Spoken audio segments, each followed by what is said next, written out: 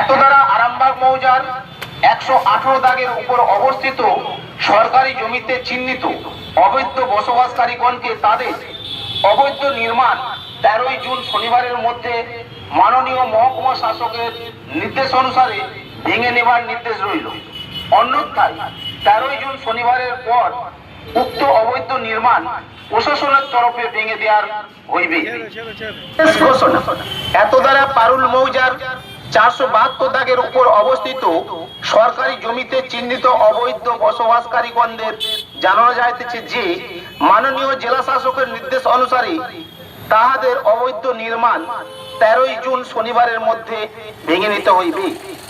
অন্যথায় 13 জুন শনিবারের পর উক্ত অবৈধ নির্মাণ প্রশাসনের তরফে ভেঙে দেওয়া হইবে এবং তার ব্যয় উক্ত অবৈধ বসবাসকারীগণকে বহন করিতে হইবে।